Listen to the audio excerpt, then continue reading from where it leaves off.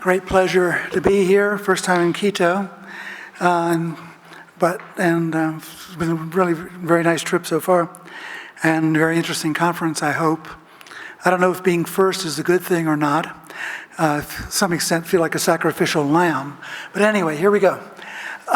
So what I want to talk about is a notion about proportionate and disproportionate policy responses in comparative perspective. So the notion is, let me see. Yeah, good. Okay, that when governments are faced with some sort of external change, shock, opportunity, or perhaps an internal opportunity, how do they respond? And the answer is, the first answer is, of course, they respond differently. And that's the comparative dimension here. So this paper really has attempts to deal with, at least to some extent, three major comparative dimensions.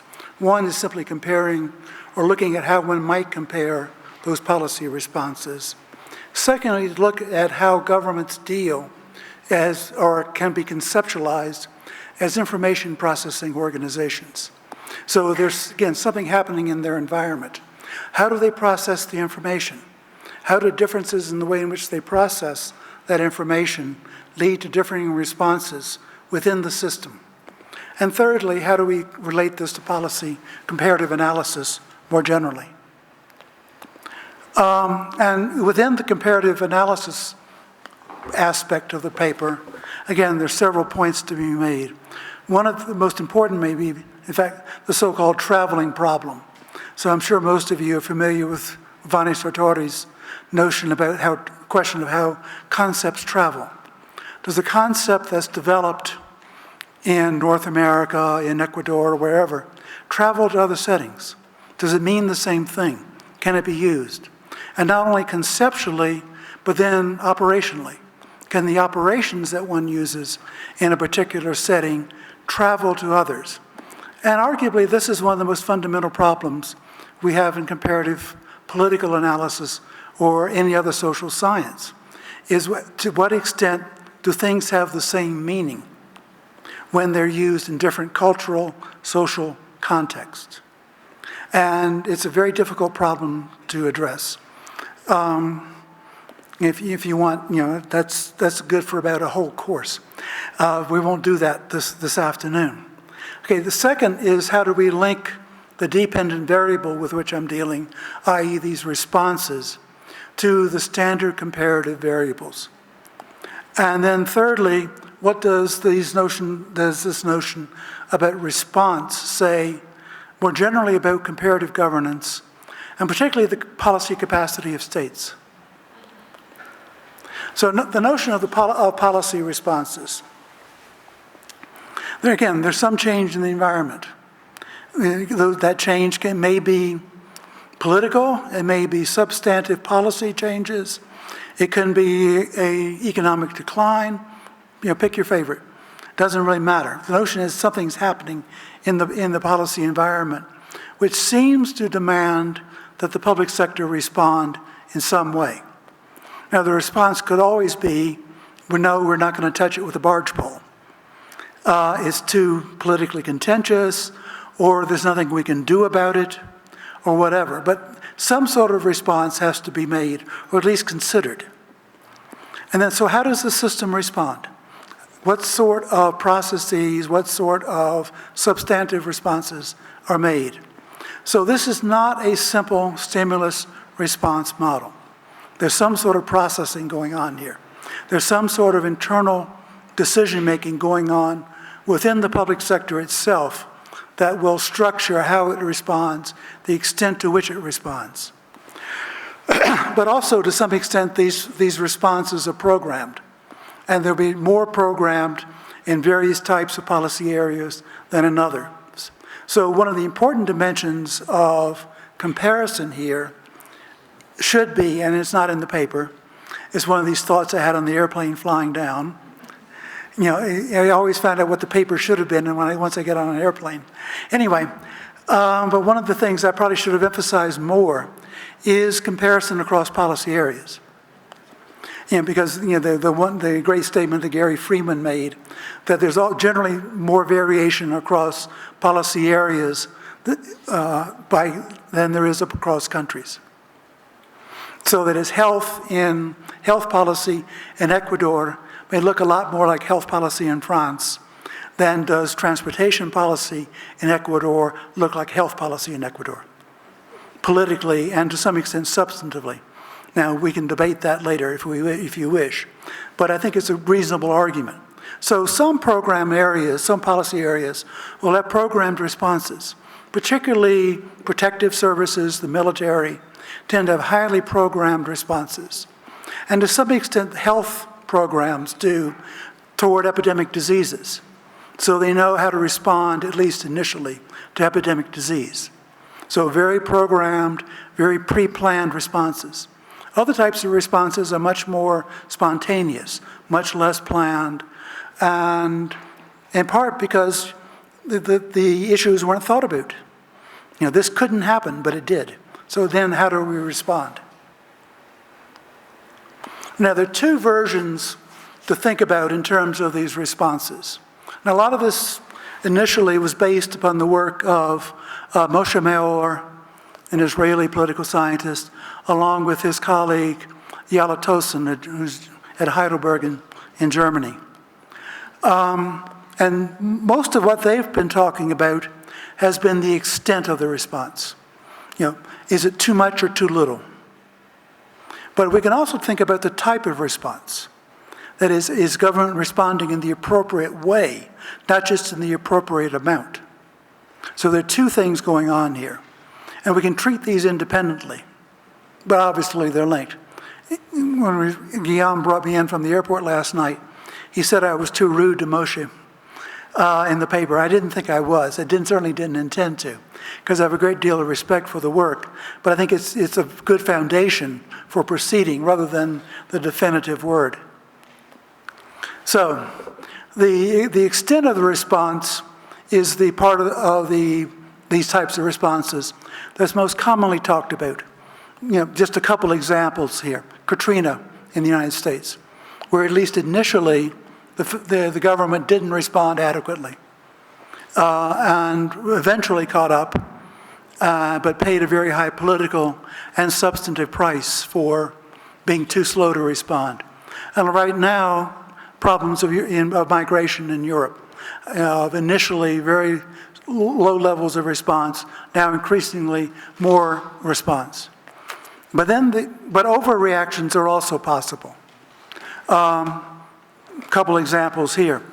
I guess 15 or so years or so ago, or more than that, 20 years ago, there was the threat of a swine flu epidemic in the United States. And so the federal government went out and produced about 100 million doses of swine flu vaccine, which in the end turned out not to be needed. So a huge amount of money was wasted on swine flu. And I guess about a year ago, or a little bit more than a year and a half ago, Bill de Blasio essentially shut down New York for fearing that the subways are going to be flooded, etc. Nothing happened. Now, he was probably right to do it, but still it looked like overreaction. He took a lot of political flack for overreacting. And again, arguably, police often react. I gather there's been an Ecuadorian case of this of late I was told about. Then, with the types of responses, using the wrong instruments. Again, governments, and particularly individual programs, have tools that they typically go to. Again, they have a programmed response. And that programmed response may simply not be the appropriate response for any particular issue. So everybody has their favorite ways of dealing with a problem. Some agencies typically will always throw regulation in the direction of a problem, no matter what it is. Others will always throw subsidies. So we have these, again, programmed responses that may be inappropriate. And sometimes it's a problem definition. That is, sometimes we've defined the problem wrong. And it's one of the important issues in comparative policy, or policy analysis, full stop, much less comparative, is problem definition. What is the problem? So I was the opponent on a dissertation in Sweden a couple of years ago on mental health policy. And the woman who did the dissertation essentially was arguing the mental health in Sweden and Britain, she was a comparative case, had been conceptualized in 3 different ways over time. It had been conceptualized as health. So mental health was essentially the same as somatic health. It was essentially dealt with through the medical professions. Another definition was that it was social, it was community. So the way to deal with mental health issues was to deal with it in the community, to deal with it more through social work than through medicine. Then the third conceptualization was essentially one of a threat. So mentally ill people were dangerous. So they were dealt with by the police, dangerous to others, dangerous to themselves. So at various times, these 3 seemingly liberal democracies had dealt with this one issue of mental health very differently. And each one still had its advocates. So to some extent, the policy process was a debate over the type of response. Now, and here's one of the major issues in dealing with this notion of proportionality is measurement. Now, what is proportionate response, and how do we know? And again, part of this is cultural, part of this is political. So one person's proportionate response is another person's disproportionate, either over or under. But then it's our task as scientists, quote unquote, to try to find some sort of neutral and specifiable means of assessing what would the appropriate level of response be and what did governments actually do and why. So one of the major questions here is one of measurement.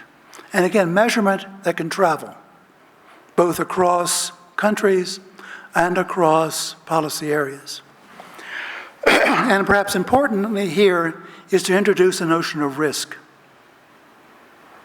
So to some extent, we have to consider all these questions about proportional response within the concept of risk, as Jacek Dror pointed out some years ago. We're always making decisions under conditions of risk and adversity.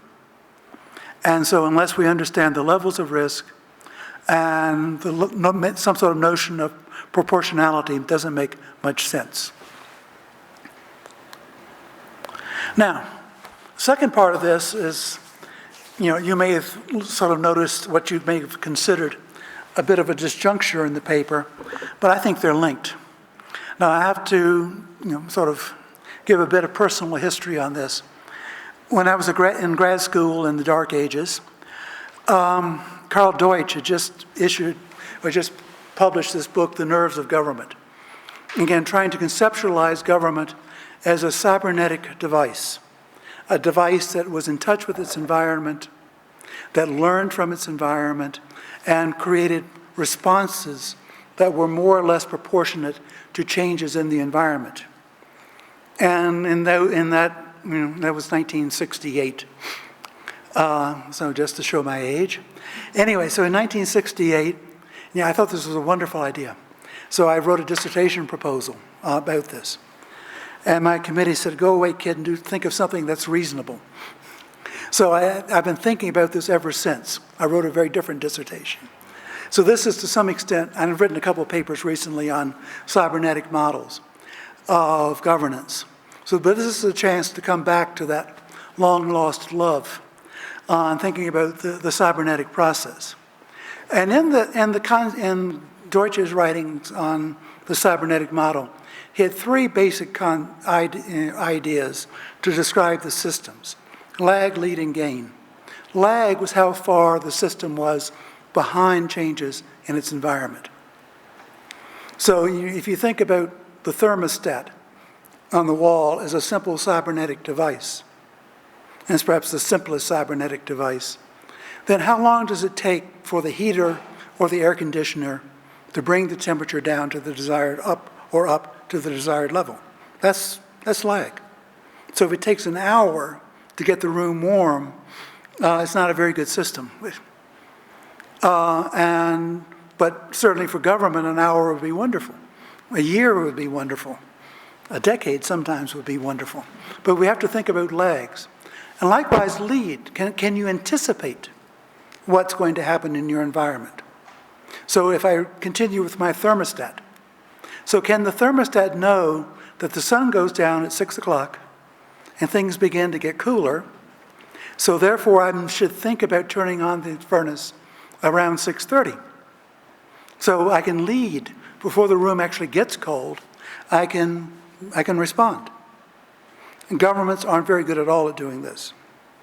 And the third, that's most important for what I'm doing here, is the notion of gain. And this is the notion then that how much response do you get from one unit of input from the environment? So what medical folks would call a dose-response model. So you have a dose of a medicine, what sort of response do you get? You have a dose from environmental change, what sort of response does the policy-making system produce? Now, clearly for well-established issues, that dose-response model, that gearing is often very adequate. For more novel issues, it often isn't. And so I've been trying to relate this to the political system. Now, the third part here is the Casablanca approach. That is, round up the usual suspects. So if we want to think about these things in comparative terms, just to think about some of the usual suspects when we're doing comparative analysis across systems. But in that, we need to think for perhaps more, rather than the usual titles we use, about some of the underlying variables, like veto players and ideas. So this is one, and my friend Guillaume says, too long list of possible variables, possible explanations. The first is sort of a political culture, policy styles argument. So Jeremy Richardson's books on policy styles and Frans van Vaarden's work on policy styles.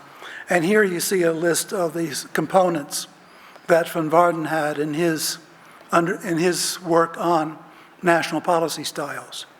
You know, some of them having to do with the relationship between state and society, some of them having to do with sort of the general style of policy making, whether it's more comprehensive, synoptic, or whether it's more incremental, how legalistic is the system, how informal can the policy making be. So, political culture, policy styles is another one of these variables that is extraordinarily difficult to measure, extraordinarily difficult to see when it flies past the window. But it's there, and we have to try to understand it. In that, too, is a conception of time. Again, and political time, policy time. So there's this famous, if probably apocryphal story of Jacques Chirac going to visit, I guess it was Deng Xiaoping in China, and they were making small talk. And so Chirac says, well, Mr. Deng, what do you think of the French Revolution? And Deng says, too soon to tell. Now, probably apocryphal, but it hopefully makes the point that we have different conceptions of time. And Gerald Schneider actually has done a really nice book that's not, it's sort of sunk without of sight, on different, essentially national conceptions of policy time. And with lots of interesting variations, lots of interesting measurement. But that's, again, how long is long enough? How long is too long before we respond? Okay, second dimension here in this Casablanca list are political institutions, and this is probably the ones we would come to first. Again, Sebelius' notion about veto points. Then we can relate that to other usual categories, parliamentary versus presidential systems. Of course, huge variations within those categories. The Latin American presidencies tend to be very different from the American presidency. And at this point, I would like to say you should be lucky, you should be thankful. So differences among parliamentary and presidential systems, differences among federalism, and styles of interest intermediation. How do we link state and society in institutional terms? How much blockage can interest groups play? Are they veto players or not?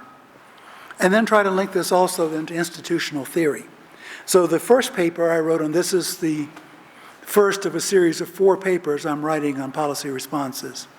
Excuse me, this one is the second. But the first one I wrote was linking institutional theory per se to the policy responses. That was at a conference with Moshe Mayor in Warsaw earlier this year. Another category that I have to bring in is the bureaucracy. Of course, it's an institution, but we need to highlight it as an institution. And 2 or 3 factors here: expertise, autonomy, and the internal culture of the system. Then I did something on centralization, decentralization. Now, then Casablanca in Latin America. That is, this conference is supposed to be about, I know it's a geographical stretch, but the point being that how do these variables play out among Latin American states? Now, I'm not a Latin Americanist. So to some extent, you have to tell me. I can do it for Europe. I can do it to some extent for Asia. I'm less able to do this for Latin America. So I didn't do it in the paper, but obviously some of these issues really could and should play out for Latin America. So to advance then the comparative study of policy, again, need to think about measurement and measures that travel, need to think about how governments are capable of processing information. Again, and what part of that, which I didn't mention, is how they relate to the media and how institutions link with the outcomes and how they link then finally to good governance, or as Marilee Grendel talks about, good enough governance. We spend most of our time trying to think about the best way of doing things, when usually we'd be better off thinking about something that's good enough. And particularly how it relates to failed states. Something else that I'm working on at the moment. Levels of gearing and policy capacity. So I was supposed to take half an hour, it took 27 minutes. So thank you.